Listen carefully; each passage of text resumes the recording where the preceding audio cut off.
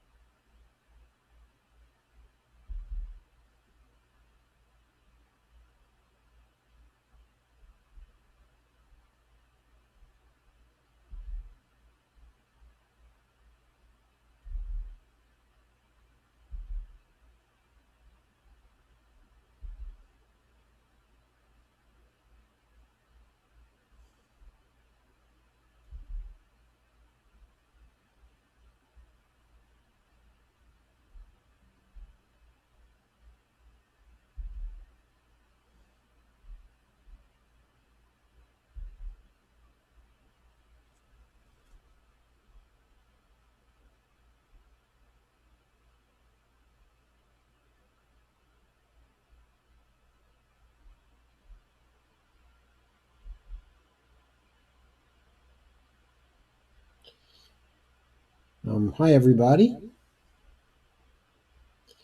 Hi, Dolores. Hi, Greg.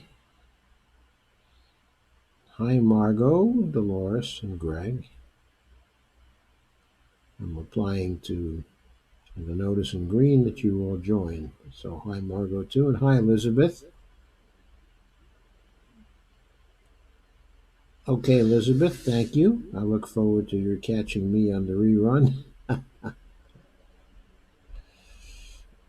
I guess you must be on the West Coast since it's dinner time.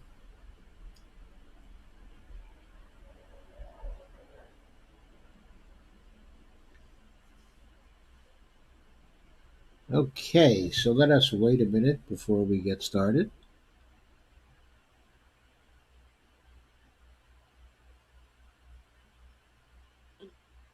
Mm, to give some shares to have a chance to take effect.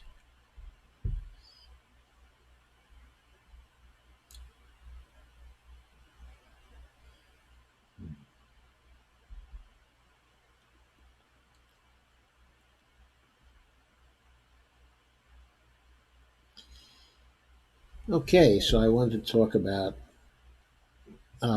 three topics tonight, actually. They're all Bernie issues.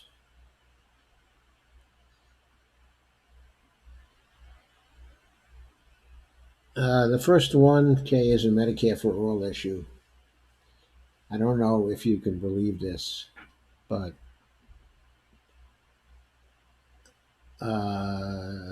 some people took Bernie's heart attack as an opportunity to actually attack Medicare for All.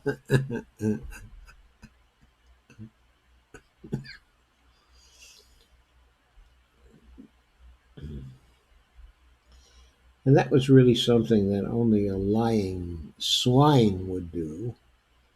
But of course, in this business, we do have lying swine. So we do have a little problem of that sort. So let me go to the page,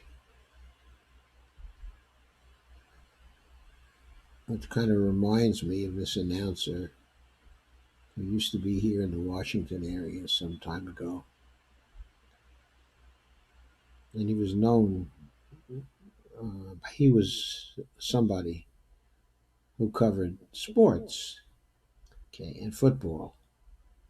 And he would always say, "Let's go to the videotape." So, anyway, let's go to our first article tonight, which is entitled Critics Use Bernie Sanders' Heart Attack to Smear Medicare for All. I probably should say to smear Medicare for All, but it isn't quite the same thing. Anyway, there's a picture of Bernie. Hey, by the way, he's smiling. I want you to notice he's not being grumpy there. He's smiling. Maybe in recognition that the myth of Grumpy Bernie might be over. But anyway, this article was written by by Corcoran of Truth Out.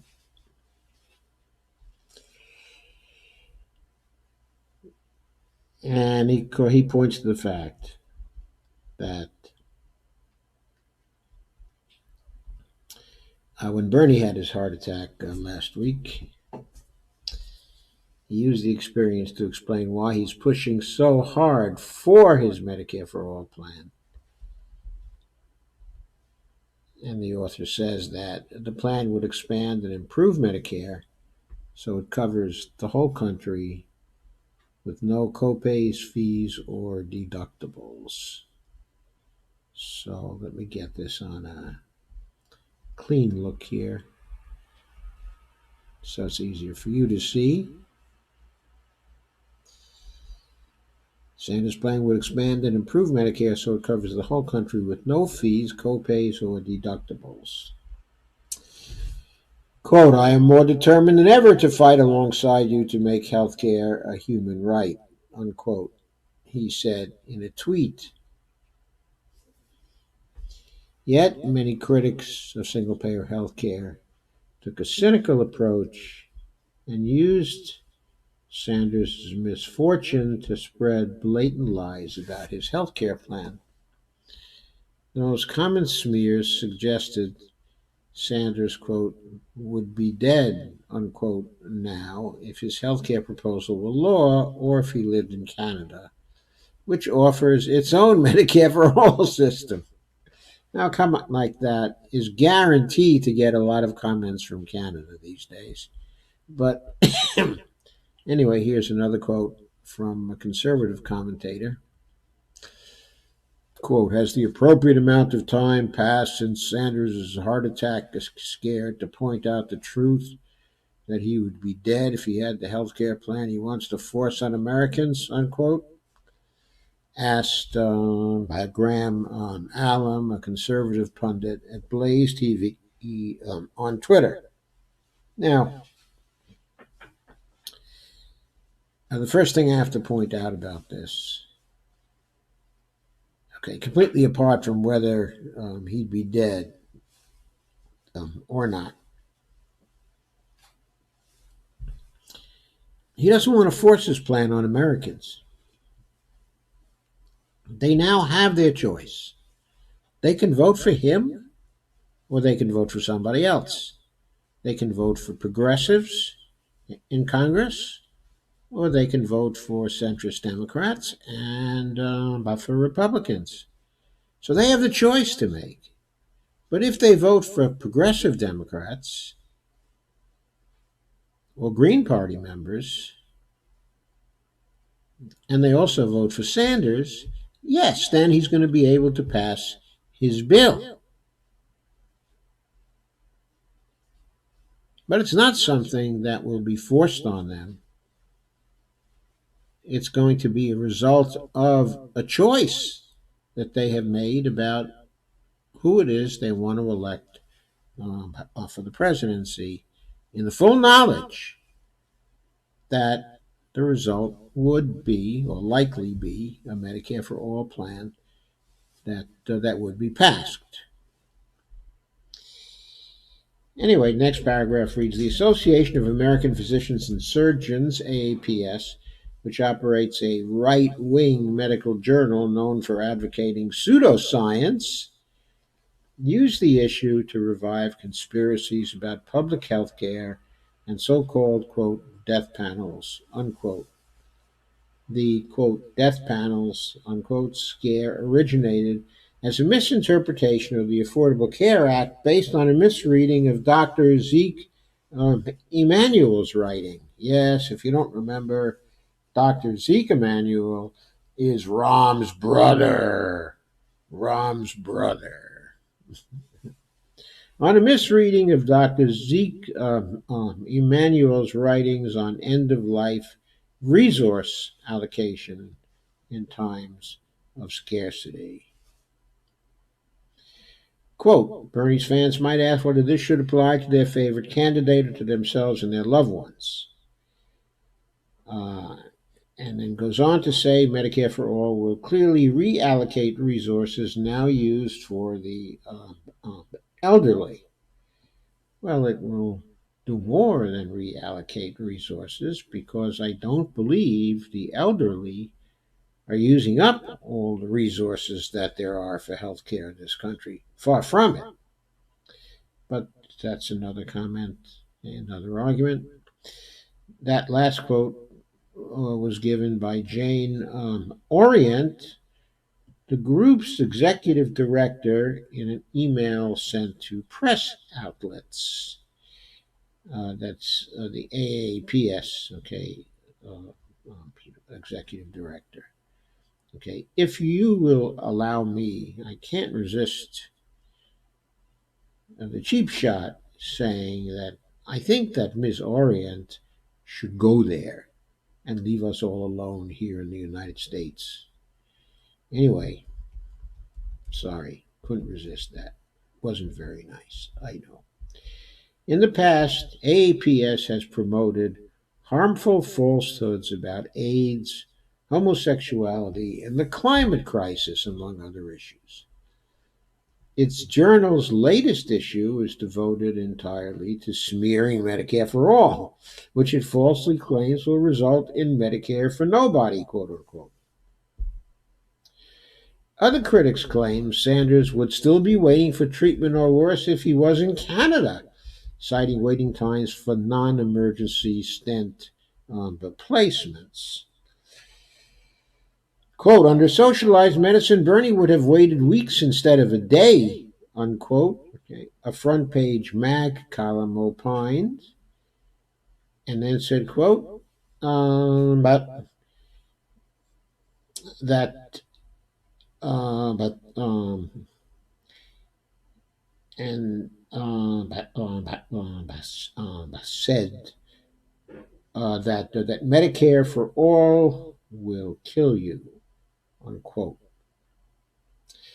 The claim that Sanders would have been worse off with Medicare for all, or in Canada in particular, was disputed by experts and physicians who spoke to Truth Out about Sanders' treatment. And Dr. Adam Gaffney, president of the Physicians for a National Health Plan, said, quote, these claims are just ludicrous. He would be treated with the same doctors, same pharmaceuticals, same procedures, but it would be an improved Medicare with no copays. Having Medicare for all would improve care for seniors, full stop, unquote. According to Canadian physician Dr. Michael Klein of the University of British Columbia and the BC Children's Hospital Research Institute, the claims about how Sanders would hypothetically be treated in Canada are flat out lies. As both an American and a Canadian physician who has practiced on both sides of the border, I confirm that in Canada, patients with chest pain are immediately seen and treated free of any cost to the patient in any Canadian hospital, unquote, said Klein in an interview with Truth Out. Quote again, this approach is true for any acute condition that threatens survival.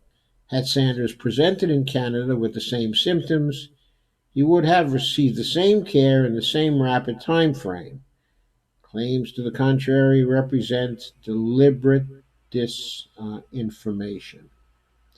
Klein, who is the father of best-selling author Naomi Klein, published his first book by dissident doctor, My Life Catching Babies and Challenging the Medical Status Quo in March of 2019. And Joe Alexchin, an emergency physician from the University Health Network in Toronto, said the Truth Out, quote, if Bernie Sanders walked into the emergency department where I work with symptoms of a heart attack, he'd be getting treated within half an hour and not paying anything, unquote. Indeed, while the Canadian health system is far from perfect, it produces better health outcomes than the United States, which is ranked last, 11 of 11, in a study of healthcare in 11 wealthy nations done by the Commonwealth Fund in 2017. Canada, of course, was one of the other 10 nations involved in the study. Quote, despite having the most expensive health care, the United States ranks last overall among the 11 countries on measures of health system equity, access, administrative efficiency, care delivery, and health care outcomes, the study concluded. Quote again, the U.S. has the highest costs and lowest overall performance of the nations in the study, which included Australia, Canada, France, Germany, the Netherlands, New Zealand, Norway, Sweden, Switzerland, and the United Kingdom, unquote. Now, the U.S. is ranked last in every one of 6 similar reports the Commonwealth Fund study found. Canada does have longer wait times than the U.S. to see certain specialists, but the waiting times for emergency care are comparable to the United States. In general, countries with a single-payer health system have better health outcomes by universal insurance and pay considerably less than Americans. Wait times are triaged by medical priority in every country. That's why people don't have to wait when their life is threatened. And there's a section on sowing fear among the elderly population. The argument that Medicare for All is inherently bad for current Medicare recipients is a scare tactic used by the for profit health industry and politicians in both parties who oppose the policy. Making the elderly wrongly fearful of the policy is, as a recent third way poll commissioned by presidential candidate and former Vice President Joe Biden showed, a potentially effective, although cynical, and completely misleading way to convince Democratic voters to shun an otherwise popular proposal. I couldn't agree more with that statement. Not only can I not agree more with that statement, but I think, as someone who's an elderly person, I think it's contemptible to advocate in this way to elderly people for the purpose of getting them to vote against Medicare for All. It's simple dishonesty and lying, and it grievously hurts the elderly people who are foolish enough to believe this particular propaganda. How does it hurt them?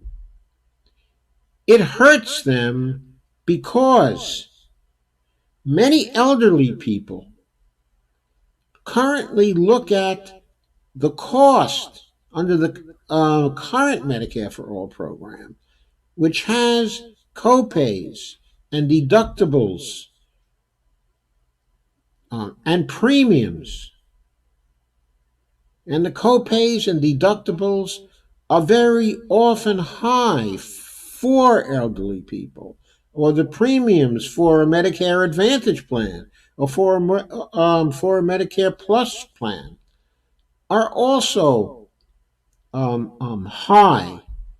And yet the copays and deductibles also impose, an economic burden. So many elderly people do not go for treatment when they should, and it hurts their health in a material way, killing some in a premature way. It is that bad. It is that immoral. It is that unethical. It is pure stink, and that alone should disqualify Vice President Joe Biden, former Vice President Joe Biden, as a candidate for the presidency right now. Those kinds of scare tactics in relation to Medicare for All should be out of bounds. They are evidence of severe corruption in the candidate who makes them. And there are a lot of candidates who are making claims like this. Most of the candidates on the Democratic side are making claims like this. And all the candidates on the Republican side, there aren't so many, make claims such as this.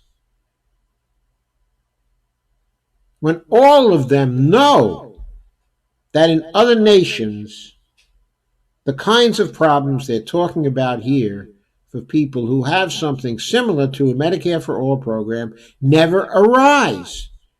There is nothing in human experience in these other countries that suggests that the problems they're warning about or would arise.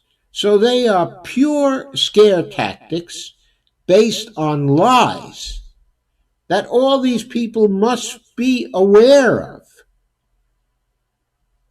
Because if they're not aware of the record, of other countries, then they have no business campaigning in relation to Medicare for All, either for or against.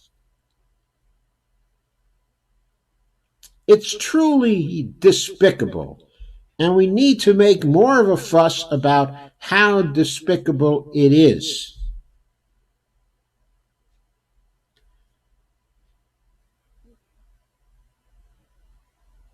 For elderly people, Okay. The Medicare for All program, the enhanced Medicare for All program, for example, the one specified in H.R. 1384, which is not, of course, okay, Bernie's bill, but that particular bill is one that would save a single elderly person who happens also to be a relatively poor elderly person the cost of the premiums for a year, the cost of the copays, and the cost of the deductibles. Probably $3,500 right there. And considering that the Social Security stipend for elderly people is so relatively meager these days, that extra $3,500 would be a godsend to them. A godsend to them.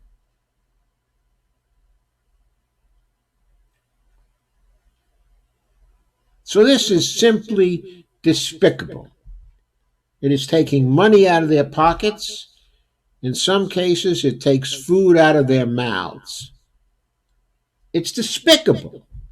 And we need to be saying to these people, you are despicable for saying something like that. It's time we did that. Next, Dr. Sarah Giles, an emergency room physician. I'm going on with the article now. And lecturer at the University of Ottawa told Truthout that Canada's single-payer system is, quote, inherently good for the elderly, unquote. It means that elderly people don't have to choose between going to the doctor and paying their rent, she said. Quote again, it means that Canadians, unlike scores of Americans, do not go bankrupt from medical expenses. It means that a patient could roll up to the hospital in a car, be seen in the emergency room, admitted, have 2 stents placed, and leave the hospital without a bill, Giles said.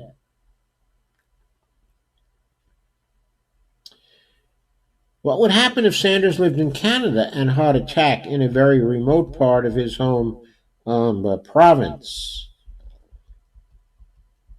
Quote, we'd send a plane to retrieve him and bring him to the nearest center of cardiac excellence, Giles said. And quote again, the bill to the user for that? Also zero, unquote. So chew on that for a while, Joe Biden. Chew on that for a while. Candidates who are opposed to a Medicare for All bill, or candidates who have doubts about it, or candidates who say, well, I'm open to 3 or 4 different, maybe 6 different bills, all different kinds of bills.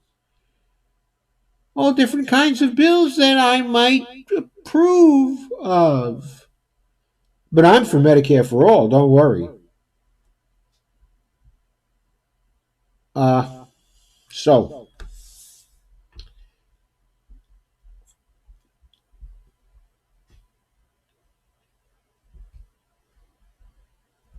but yes, to summarize this, there were some people who were despicable enough to lie about what elderly people would have to fear for Medicare for All in the very face of Bernie Sanders' heart attack. What contemptible people operate in our politics today? So that's the first of our Bernie issues I want to talk about tonight. The second relates to another article And I think that many of you have been kind of interested in this one. The title of the article is Elizabeth Warren's Student Debt Plan Can Compare to Sanders. It should be Sanders's, should be S apostrophe S. That's another story. This article was written by Richard J. Eskow, again, one of my favorite authors of blogs, okay, and columns, who even knows a little bit, okay, of MMT, but courtesy of Stephanie Kelton, because he often gets on panels at the Economists for Peace and Security meetings. But anyway, let's take away the chaff on this one and get to the wheat. The wheat. And Richard says Bernie Sanders, Kay, and Elizabeth Warren have both offered, have both have offered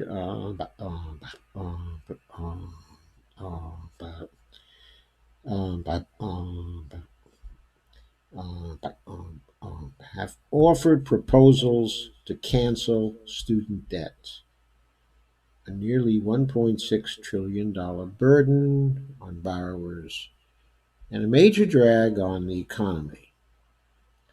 While both are aggressive attempts to address the student debt crisis, there's a major difference between the two plans. The Sanders plan is likely to create at least 1 million more jobs than Warren's, since it cancels roughly 1 trillion more in outstanding debt. The figure of 1 million additional jobs was derived from the conclusions of a 2018 report from the Levy Economics Institute at Bard College, which used widely accepted macroeconomic models, the FAIR and Moody's models, to project the macroeconomic effect of canceling all student debt. The Levy report used a start date in 2017 by its projections. The study was authored by Scott Fulweiler and Stephanie Kelton, if I recall correctly, and Marshall Steinbaum, and one other author.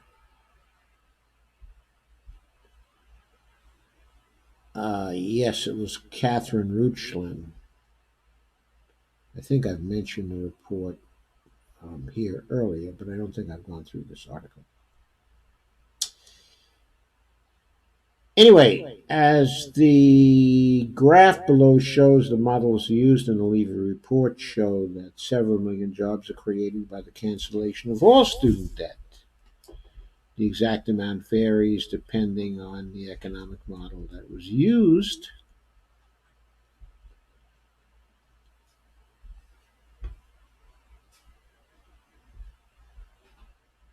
And the source for the graphic was the report by Kelton et al. Averaging these figures, the report shows that approximately 4.4 million jobs would be created by full cancellation in the first 5 years. Using these figures, it's possible to approximate the differing effects of the Warren and Sanders plan with the following steps.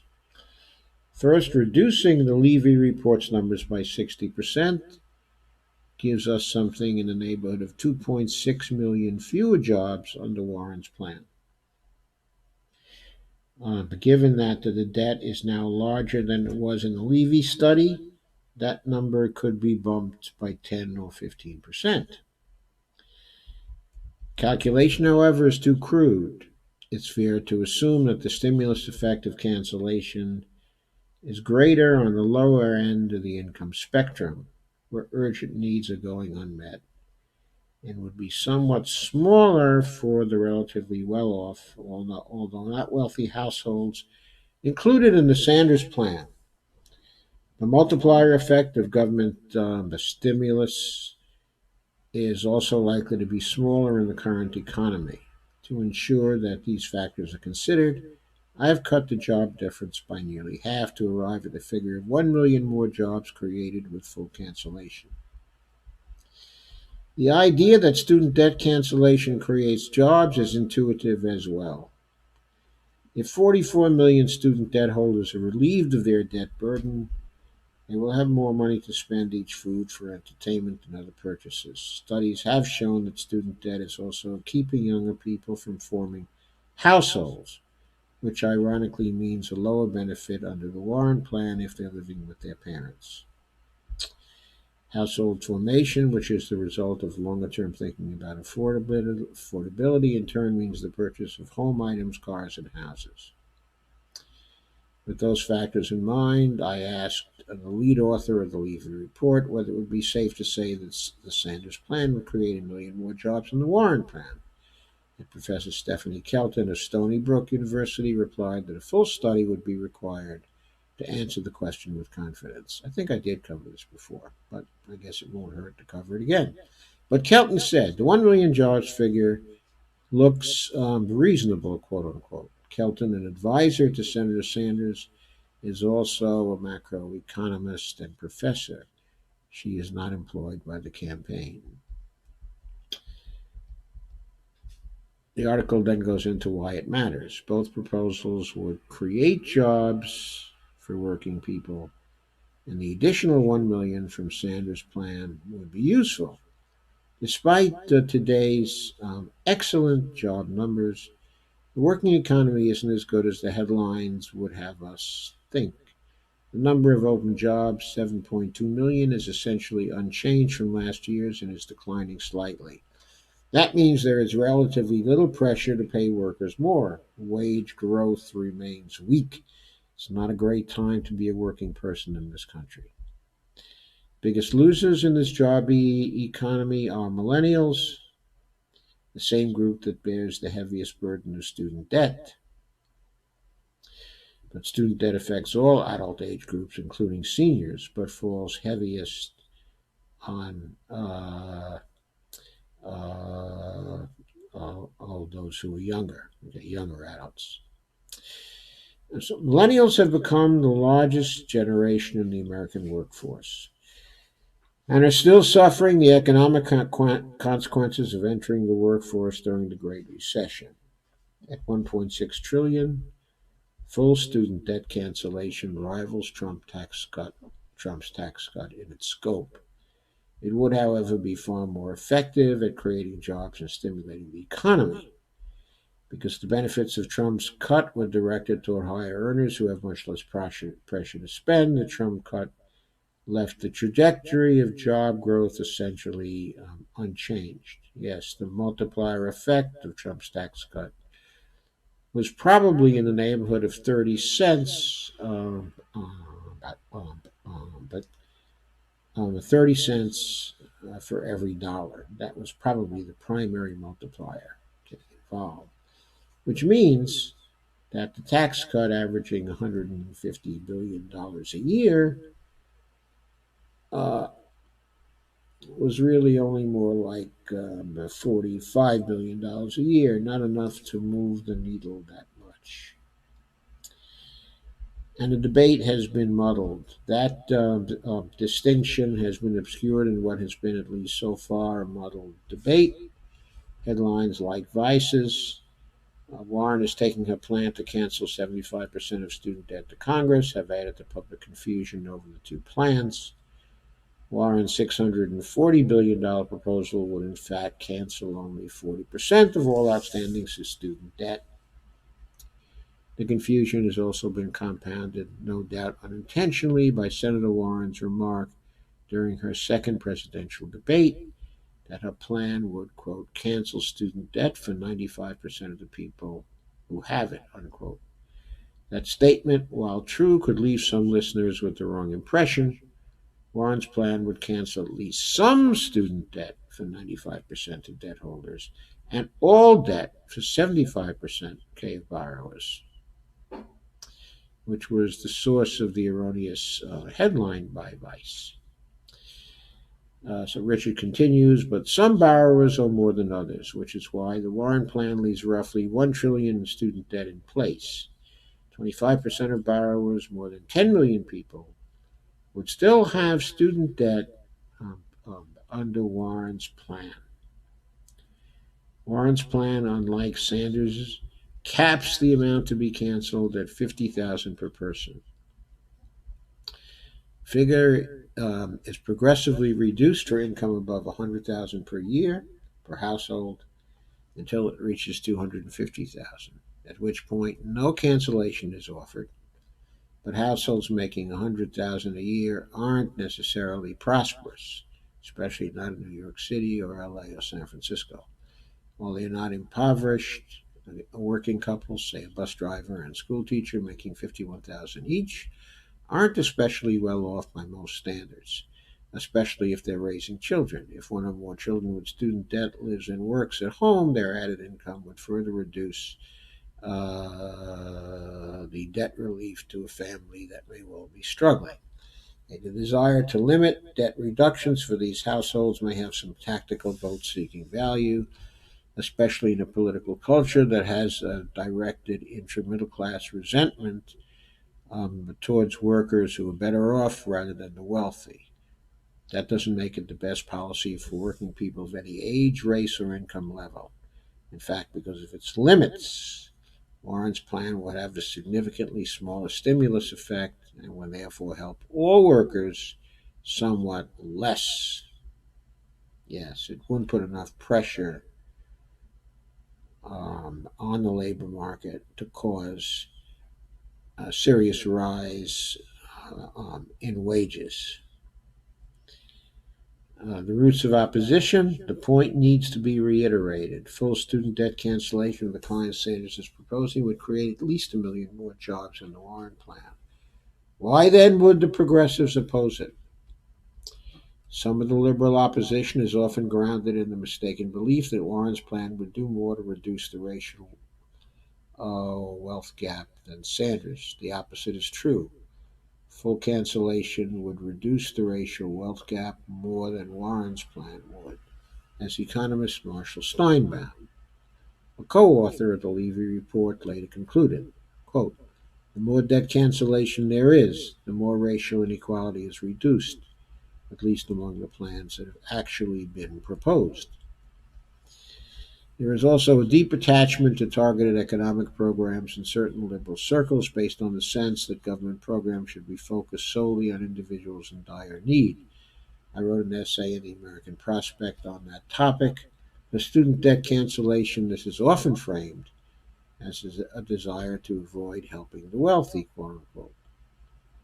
But truly wealthy individuals are unlikely to hold student debt. If they have family wealth, there would have been no need to borrow for college. If they have subsequently become wealthy, their advisors have almost certainly told them to pay off student debt, which normally charges high interest rates. It's true there are some mildly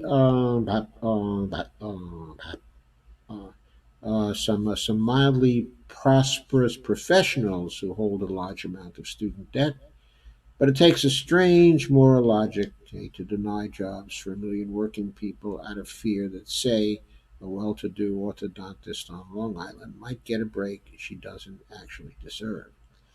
There is no such liberal compunction about infrastructure programs, for example, even though they could make a few construction executives very wealthy as they create jobs for working people. A good point, I think, for Richard to make. The million plus additional jobs created by full cancellation would go to a broad array of working people in a range of fields and industries that range from restaurants to sales and from auto manufacturing to construction. A large percentage of them would go to people of color, which would further reduce the racial wealth gap at a time when the African American unemployment rate remains roughly double that of whites. Summary. To sum up, full cancellation creates 1 million more jobs than Warren's partial cancellation. Full cancellation does more to reduce the racial wealth gap than Warren's plan does. Full cancellation will almost certainly do much more to benefit By the millennials, the generation that's been hardest hit by student debt and is the largest percentage of the workforce. Full cancellation will almost certainly do much more to help black workers who are experiencing twice the unemployment of white workers. There are other benefits to full cancellation, too. It's easier to explain to voters. Its million job advantage makes it easier to build support among people who have never gone to college or acquired student debt, groups that might otherwise resent student debt cancellation. It would stimulate more economic growth with greater advantages for the entire economy, including investors. And it wouldn't be subject to gaming the way Warren's plan would be. Uh, he says children would claim to live elsewhere, people would move taxable income from year to year, couples would defer marriage, etc. Uh, Warren has many impressive policy proposals and is very possibly unaware of the differing impact of a means tested student debt plan on working people. Uh, that was very charitable of Richard. There is every reason to hope she will reconsider after reviewing the advantages of a broader proposal and join with Senator Sanders in supporting full student debt cancellation. That was very nice to say, but I seriously doubt, that Elizabeth Warren, after after taking the trouble to differ with Sanders on this issue, is now going to change her mind. But who knows? Stranger things have happened, I expect. So, that was the second of the issues, student debt cancellation, and it provides very concrete reasons why we ought to prefer Bernie's plan as opposed to Warren's plan. Well, what about the issue of cost? Warren's plan is only 640 billion. Bernie's plan is 1.6 trillion. So, it seems that Warren's plan is a bit more efficient at creating jobs, than Bernie's plan. If we measure this in terms of dollars spent per job. That may be, but the point is that to a monetary sovereign government, the extra money spent on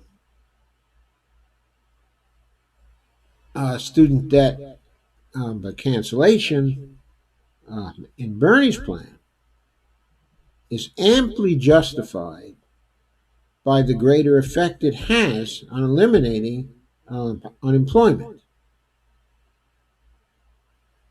It may be less efficient, than Warren's, but it's more effective than Warren's when it comes to eliminating the evil of unemployment. In other words, the goal should be to eliminate unemployment in the economy entirely, because the real cause of unemployment, the root cause, of unemployment, is the current state of government policy, and government programs, and the existence of a money economy in the first place. We know now that money economies, or money-based economies, are based on the governments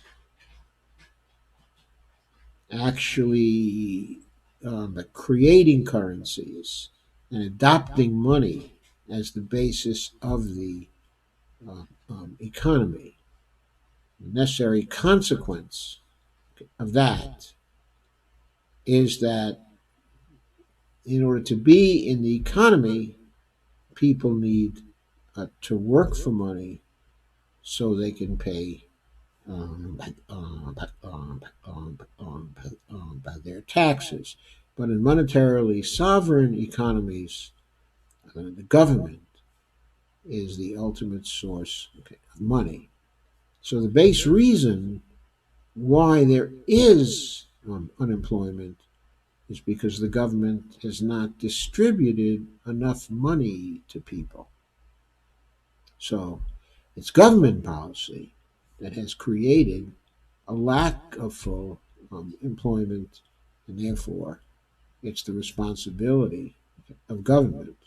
One of its first responsibilities after public safety is to eliminate unemployment in the economy and to create a true full employment situation. So, so Bernie's student debt elimination plan is one way of helping to get to a lower unemployment figure. And to the extent that Bernie would also be committed to a federal job guarantee, some of the additional cost of the uh, this kind, okay, of program, okay, is but to be set against, okay, its absence, which would then create 1 million more people to be absorbed by a job guarantee program aimed at creating permanent by full uh, employment. So, part of the cost of the student debt elimination plan is offset each year by, by the fact that $50 billion will not have to be spent on the job guarantee program to absorb the million workers involved, because they would already have jobs from the private sector as a result of the passage of the student debt elimination plan. So I thought it was important to make that point. Now I want to check in with you. I have one more thing I want to show here, but before I do that, I want to check in with you at Facebook and see what's going on over there. Let me change my scene here quickly.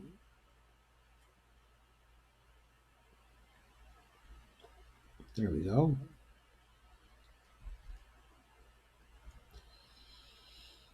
So, I've got to remember to look at my monitor.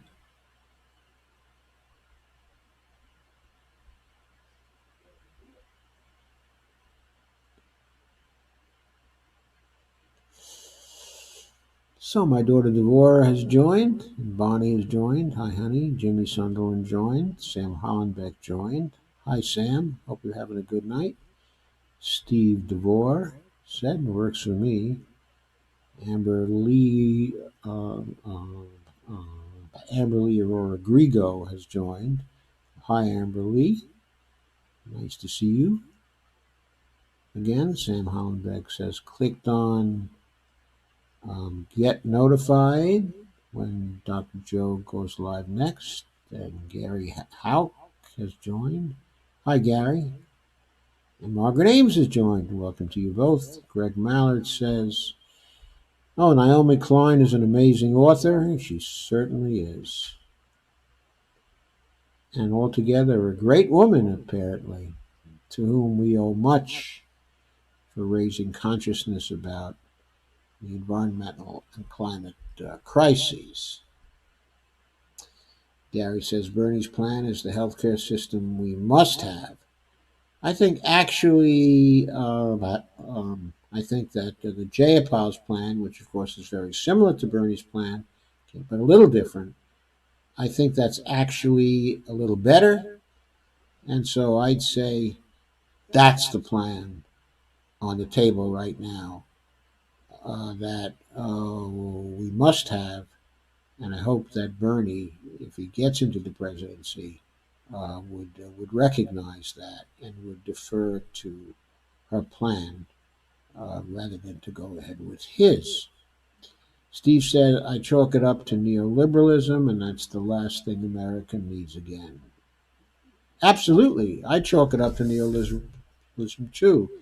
I think that Warren had a problem spending the $1.6 trillion dollars.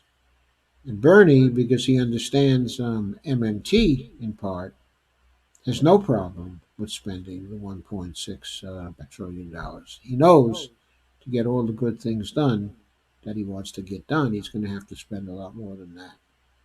So Antonio Calhoun has joined. Hi, Antonio. Nice to see you. And Lana Dell has joined again. Cora Emanuel has joined, and Dion Adams has joined. Jim Bird has joined. Hi, everybody. Greg Mallet said that's also why we need a federal job guarantee. It would stimulate our economy. You betcha it would, and it would also place a floor. It would always be there as a safety net so that when the economy turns down, it can only fall so far because the job guarantee will be there to pass people, to catch people. Karen Reese has joined, and Randy Hedgebeth has joined, Dale Weaver has joined, and Cora Emanuel has joined. Okay, I think I've commented on and answered all your comments at this point, so I'm now going to return to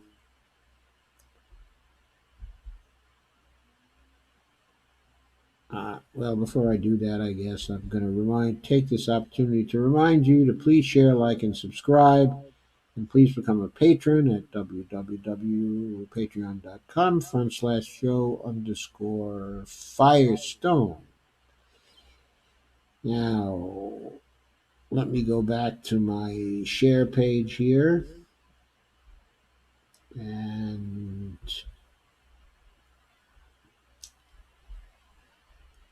bring up the final article I want to show you and comment on. It was from Common Dreams. It was written by Julia Conley, a staff writer over there. And the title of it is uh, um, um, um, is maddening. Graphic shows how 400 richest Americans paid less in taxes than any other income group.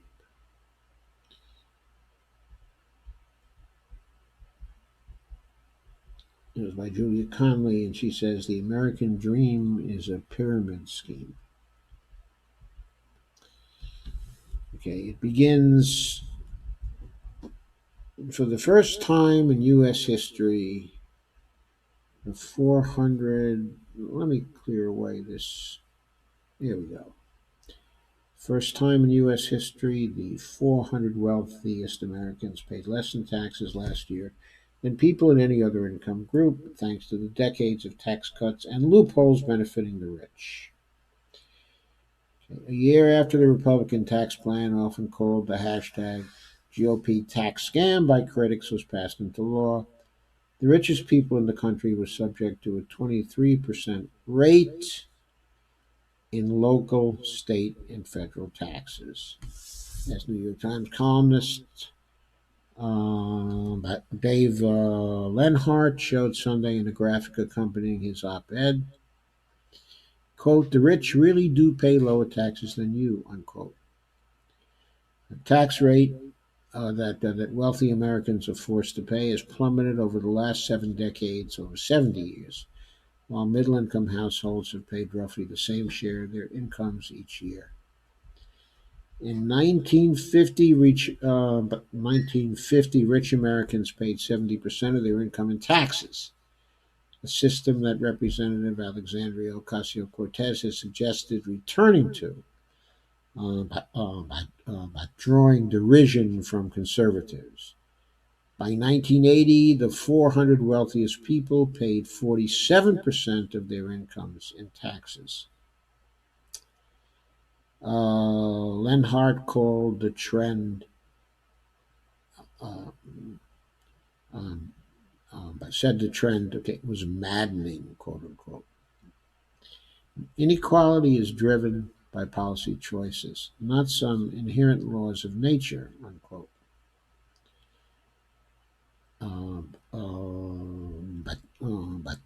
But Don, um, okay, and that was said by a man by the name of Don Moynihan from Georgetown University. And quote again, over the last 75 years, the United States tax system has become radically less progressive, wrote Lenhart. The op-ed also refers to the fact that the billionaire Warren Buffett was dismissed by economists and journalists in 2012 when he said his secretary paid a larger share of her income in taxes than he had to pay. Office workers who pay a greater share of their earnings to contribute to services for the greater good than the wealthy CEOs of their companies pay are, quote, the norm now, unquote, Lenhart wrote. The op-ed was praised by critics of the U.S. economic system, including Senator Bernie Sanders, independent of Vermont. And Bernie said, the question of our time is this, will we tolerate it, unquote. Okay, and also, quote again, this is from a tweet, or will we take back our democracy from the oligarchs who run this country? Bernie tweeted this on October 7th, 2019, which was yesterday. Okay, and Lenhart and other observers noted that the debate over whether to force wealthy Americans to pay their fair share versus actually protecting their wealth at all costs is centuries old, and those arguing for the former have triumphed in the past. And then it goes to the Don Moynihan tweet again that inequality is driven by policy choices, not some inherent laws of nature. And he said, want to understand inequality in the U.S.? In 1950, the overall tax rates for the richest 400 households was 70%. In 1980, 47%. And in 2018, 23%. Okay. Middle and low income household rates did not change and now are higher than the richest. That was tweeted on October 7th. Others wrote the increasingly regressive tax system explains a variety of issues facing today's working families. Why aren't the subways functional? Why is college so expensive? Why is your health insurance premium so high? Why don't you have a pension? This is the answer, said Sam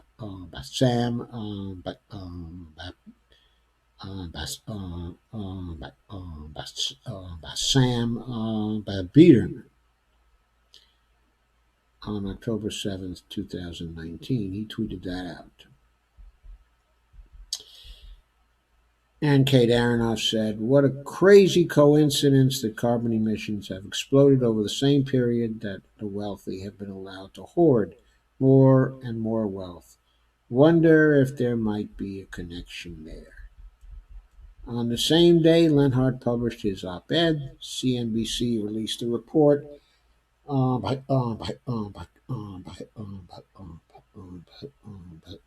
claiming millennials are, quote, stingy, unquote, and are to blame for sluggish economy.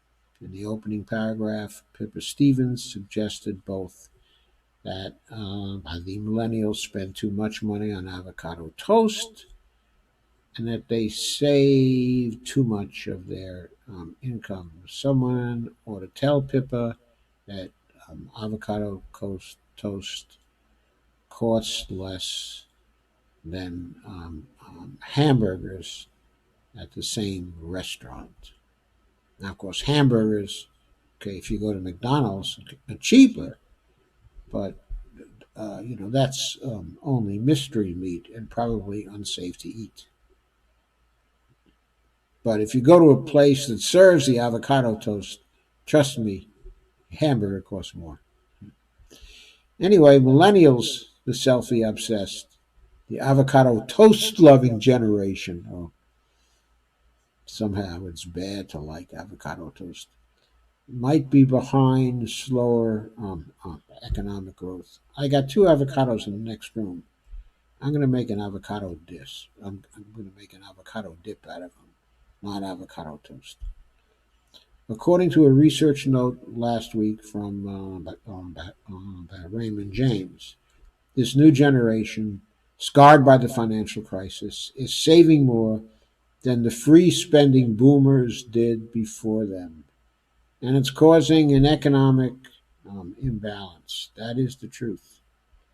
The article wasn't the first to point to the spending habits of Americans between the ages of 23 and 38 as the reason fewer people are contributing to the real estate market. Yeah, but the spending habits of Americans between the ages of 23 and 38 are caused by the fact that so many of them are without jobs and that those who have jobs don't have a living wage or are in college. Ugh, him. There's also a theory, quote, that the 400 wealthiest people in America paid less taxes this year than ever in history, unquote, tweeted one critic. Ocasio-Cortez corrected CNBC, writing that the millennials are, quote, not stingy, broke, unquote. She tweeted that, and low wages, poor work standards, high cost of living, a runaway student loan crisis has everything to do with it. It does. And she knows about that. I'm sure she's got a student loan crisis herself.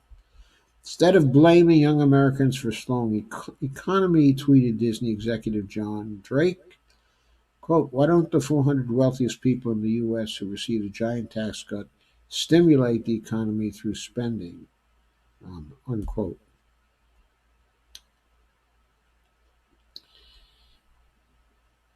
And here's a longer quote from John T. Drake, which was tweeted. This is a whack take and a gross tee up. Why don't the 400 wealthiest people in the U.S. who received a giant tax cut stimulate the economy through spending? It's comical to blame the millennials for all the problems you caused. Yeesh, says John T. Drake. Pretty good for John T. Drake. Anyway, that's it for that particular article. So we did not get to see the graphic there. I thought we would, and I do want to show you that. And we didn't see it because I put this on clearly. So let me go back to the original article where I believe we will find that maddening graphic. There it is. There it is. It may even be. There it is.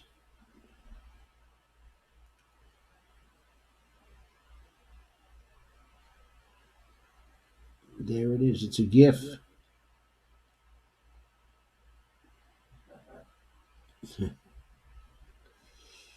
So, I think that's quite interesting, don't you? There it goes.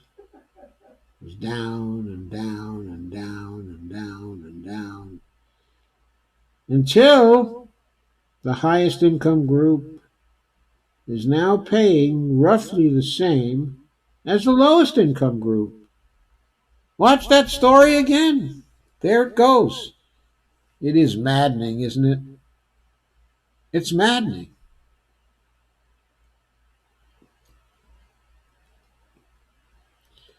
I mean, everything was okay in 1950.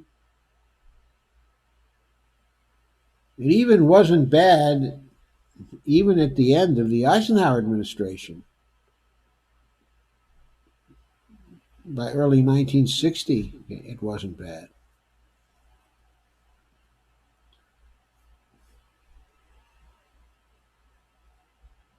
But of course, the real problems.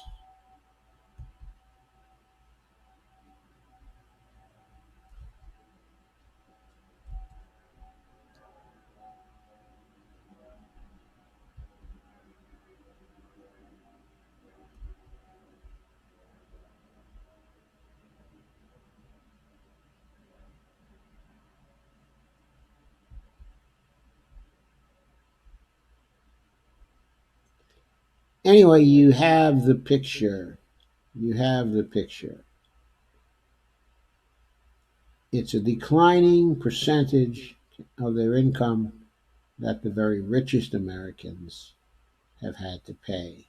Until today, what they pay in taxes is roughly what the poorest Americans pay. And by the way, they're not satisfied with that. They want to pay less and have the very poorest Americans continue to have the burden of taxation. Now, do not get me wrong.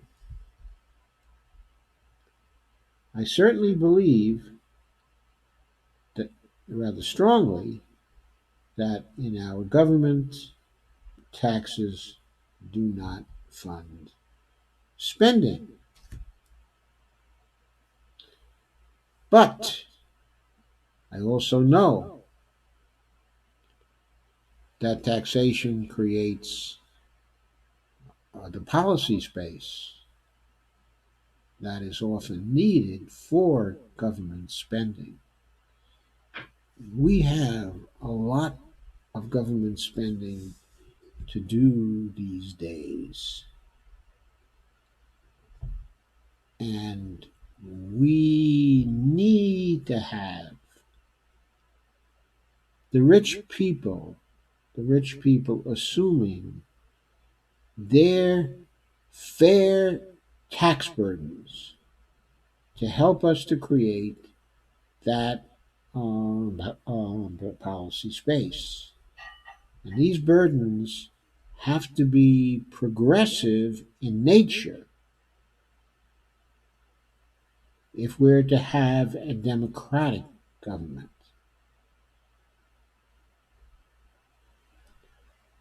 That means we need to restore high taxation on the rich. And the richer people are, the more progressive the taxation should be for them.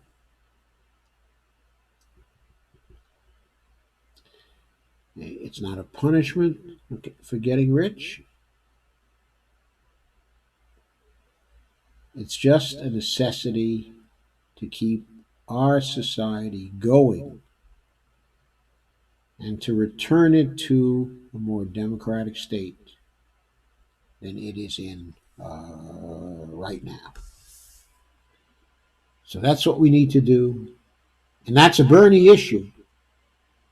That may be outside of the climate issue. That is probably the most signature Bernie issue. Doing something about the extreme inequality we face in our society. So, three Bernie issues and the Medicare for All issue. Student debt elimination issue. The inequality issue. Three central issues before Bernie came up in the news over the last 2, 3 days. So, thanks for being here. Thanks for watching. I'm going to check in with you on Facebook now to see if you have any more comments or questions. Here we are again.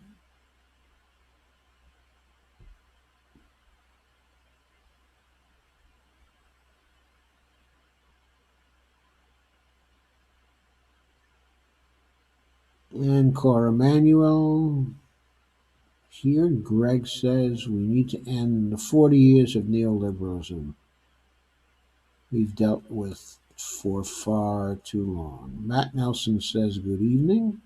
Hi, Matt. Rosemary Robertson. Hi, Rosemary. Dale Weaver says hi, Matt. Matt says, I'll hopefully be speaking soon before a closed session of Congress regarding the Clean Water Act. Why is it a closed session, of Congress? Matt Nelson says, we are seeing the birth of a dictator. Not sure who you're referring to, Matt.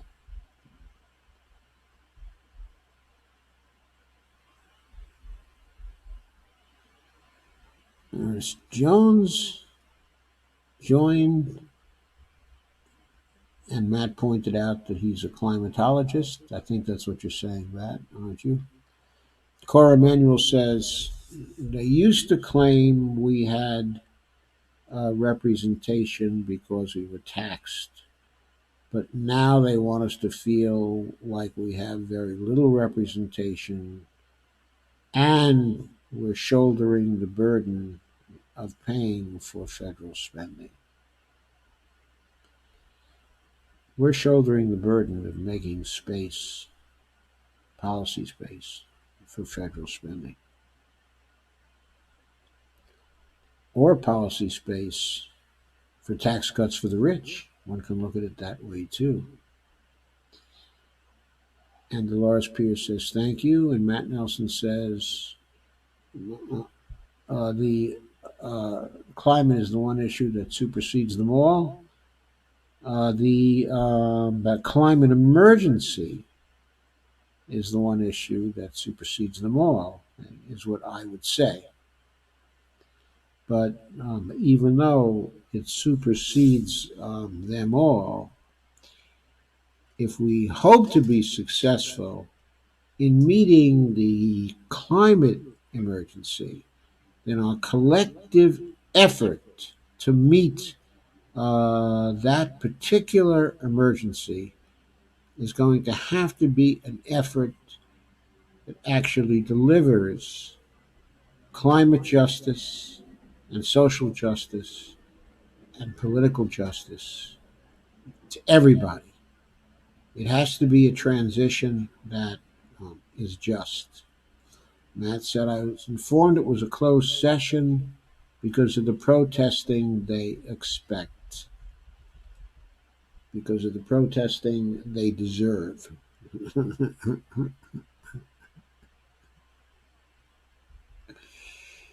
Okay, any other comments or questions?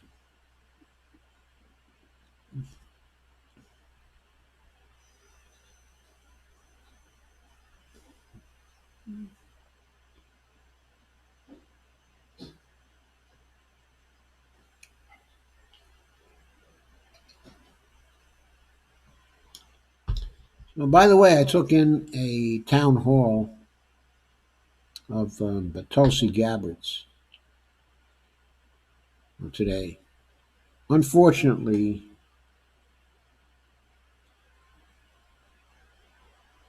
yes, that's true. It is plural. Uh, Unfortunately, part of the town hall, I heard, made it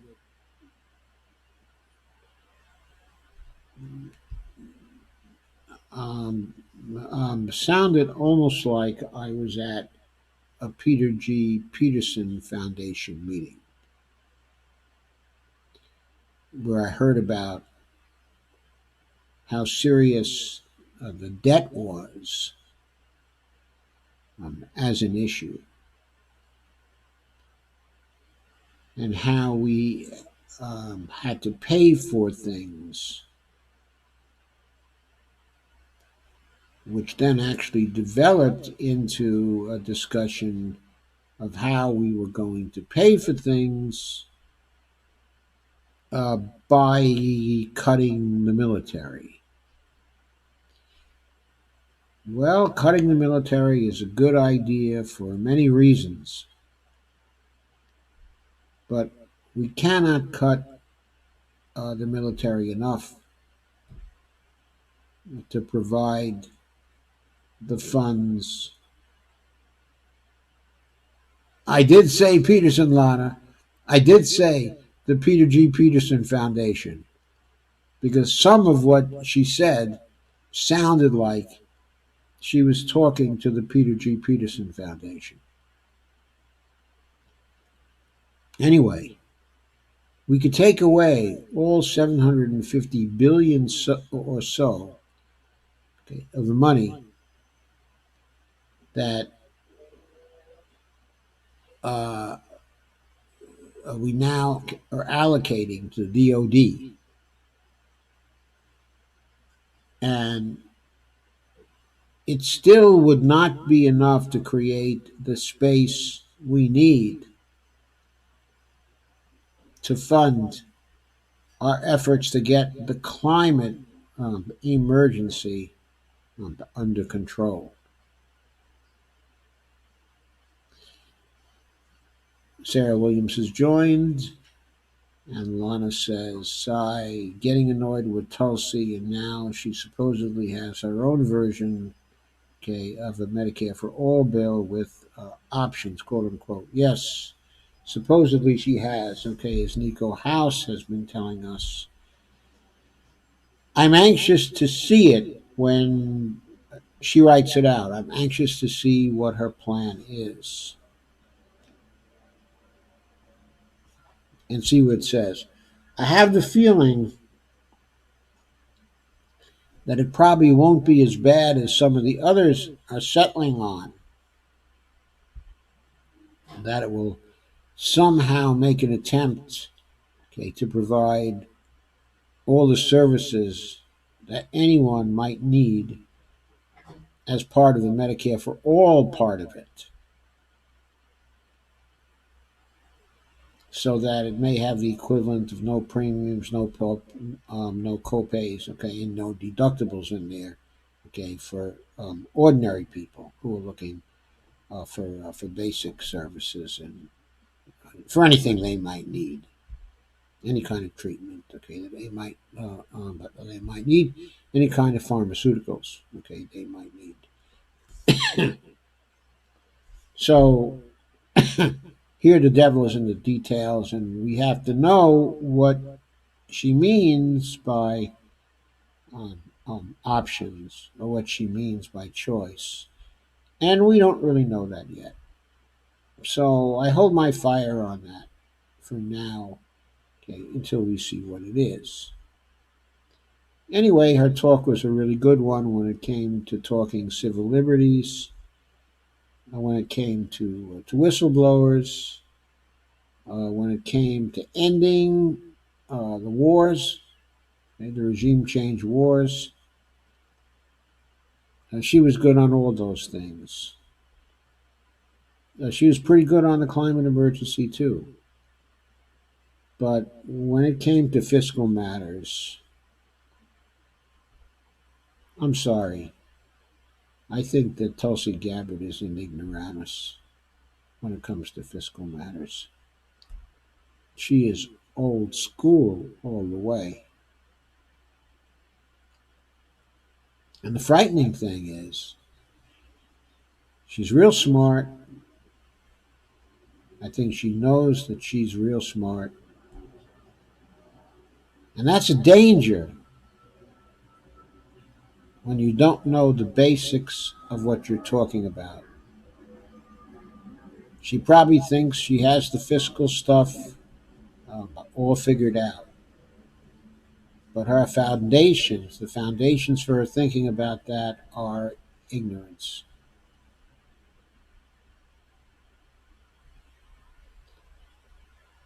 Of what she said at that town hall, okay, I think that we can't afford to consider her uh, as someone for the top of the ticket.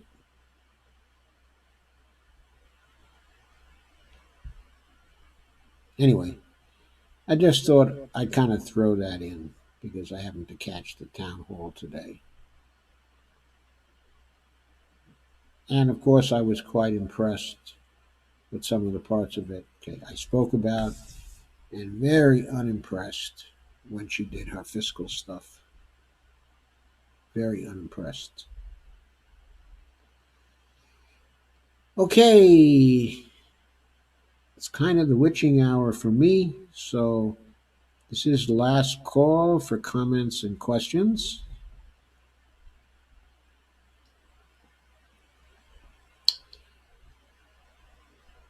I will be posting this to YouTube shortly after I get off here. Doesn't take me too long to do that these days. Lana Del, she's too stubborn about learning economics. I've almost begged Cullen Tiernan to get her an actual progressive economist to advise her. Susan Eldridge says Tulsi is okay with leaving the for-profit health insurance industry in place. That's a no-go for me. Yeah, it's a no-go for me too. As long as the for-profit health industry is in place, health insurance industry is in place, they are a political force. They are a lobby group. Okay? And their lobby has been enabling and facilitating murder by spreadsheet for many, many, many years now. For many years now.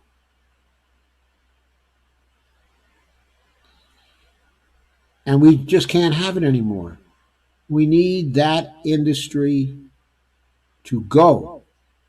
We need that industry to be killed. They are not in accordance with the public purpose of the United States. They are a danger to people. They do not facilitate anything.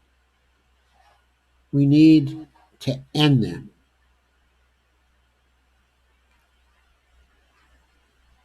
sooner rather than later. Susan says, Nina would make a great VP.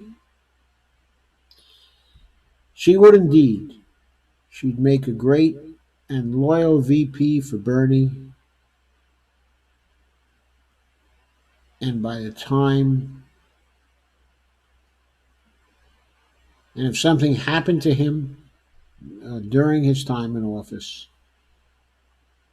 she would do everything she could to carry his program through. And she'd add her own great stuff to it also. Susan says,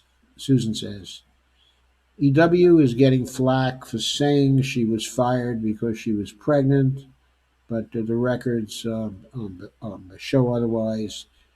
I heard that analysis from Jamal Thomas and also from Sagar and Jetty at The Rising.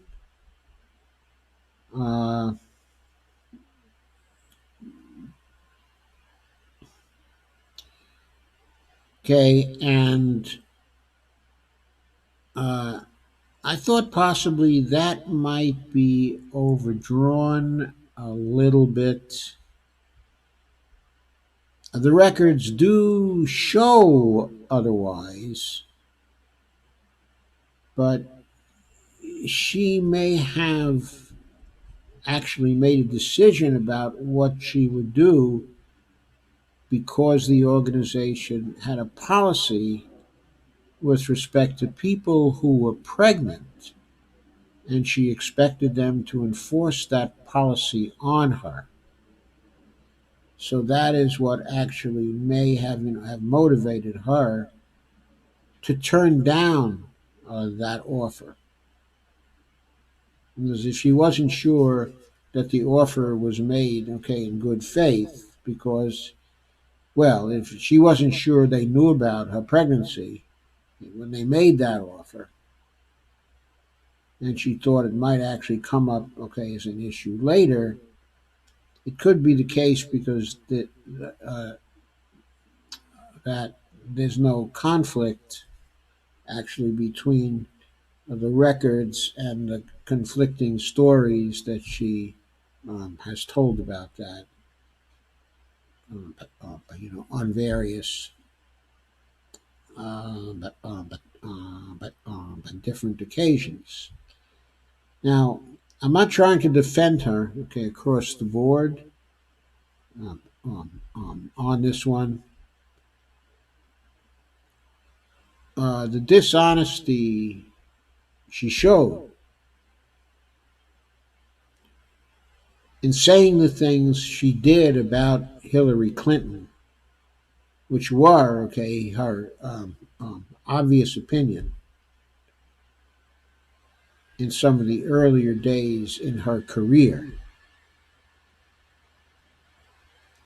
and then to go back later and to support Clinton and not support Sanders in that race. For me, that was a sufficient mark. It was sufficient reason for me to consider her as somebody who could be very dishonest and who would put short run considerations of pragmatism against her principles. It made me doubt that she was a principled person. Her actions with respect to the Medicare for All bill, her floppery in terms of her positions with respect to that bill, a further reason why I also fail to trust her. But, okay, and of course, the statements about, okay, her origins. Uh,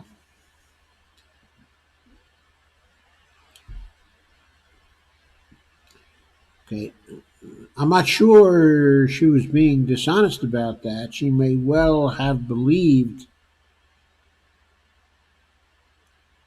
the family folklore about that, if indeed that was the family folklore. But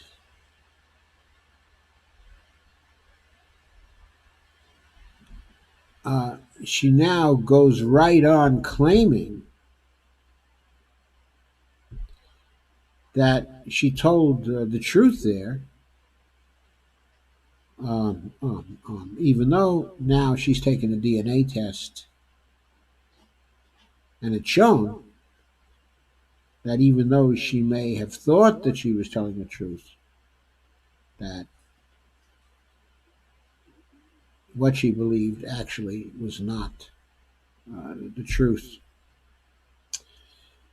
So that, okay, is where we are now with her. We have really ample reason to doubt her sincerity and to doubt, okay, her truthfulness, to doubt her honesty, and therefore to doubt whether she will go through with her plans.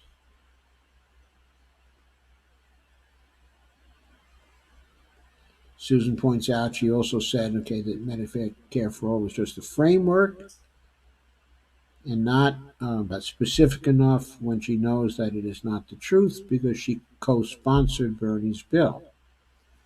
Yes, I agree about that completely. The framework remark was a dishonest remark. It was framing, and it was dishonest framing.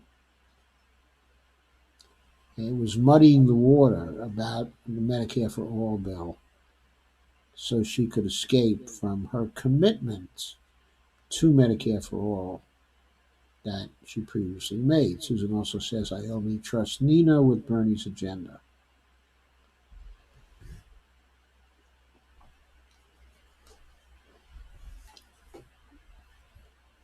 Well, of those who are around Bernie now, the one I would most trust, okay, is Nina.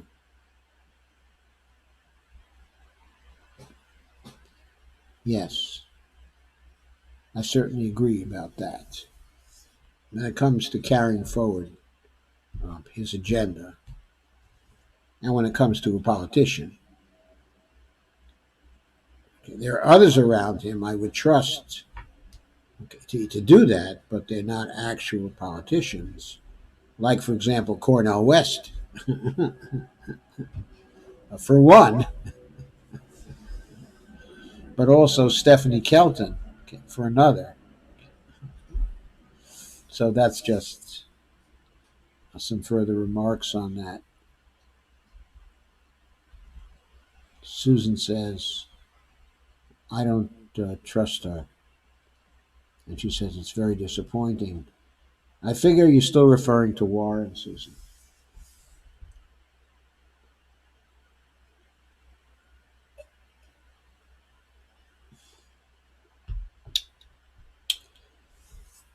Okay, I'm going to end this now. I'll see you all again tomorrow night, hopefully. Thank you for coming. And once again, have a very good night. Bye.